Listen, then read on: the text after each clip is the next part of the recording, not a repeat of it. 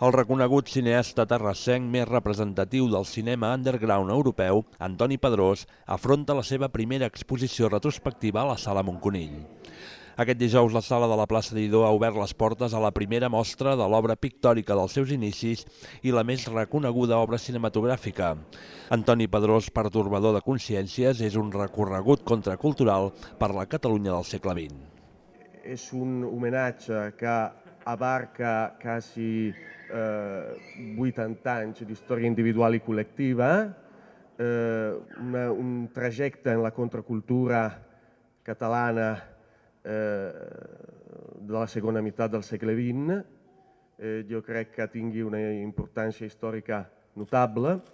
Terrassa li devia aquesta exposició a l'Antoni Pedrós, i també perquè tots plegats ajudar-nos a entendre aquesta seva obra rica, lliure i visionària, i també de la seva trajectòria com a artista. I podem dir que l'art terrassenc no s'explica sense l'Antoni Pedrós, i el Toni Pedrós no s'explica sense Terrassa.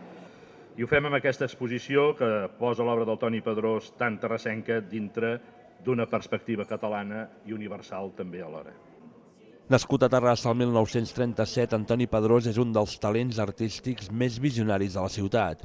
És considerat un dels representants més autoritzats del cinema underground dels anys 70, per films com Alicia ha descobert la bomba de napalm, el seu primer treball, o per la celebrada Shirley Temple History, protagonitzada per l'actriu Rosa Morata, gran musa del seu cinema.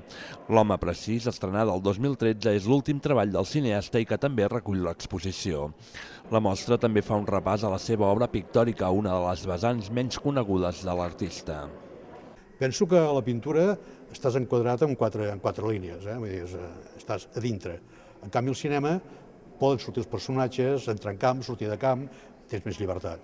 Però jo continuo pensant que la pintura és un gran reforç a l'hora de fer una pel·lícula, de rodar, per exemple. Els enquadres, per exemple, és molt important, i tot m'ajuda una miqueta, tot em va ajudar. Però tot és el mateix, pintura, teatre, escriptura, tot, si tens idees, tot és el mateix, és una conseqüència de tu el que portes dintre. No he deixat de fer res que no m'agradés. Tot el que he fet m'ha agradat. I quan veig una pel·lícula és com si la veiés un espectador. Soc antimissatge i antitranscendentalisme. No són ni transcendentals ni porten missatge. Soc jo, i ja està, i s'ha acabat. I el que penso cada moment ho faig. Antoni Pedrós, pertorbador de consciències, ha estat produïda pel Servei de Cultura de l'Ajuntament i Terrassa Arts Visuals, dins del cicle Art Terrassa 2015.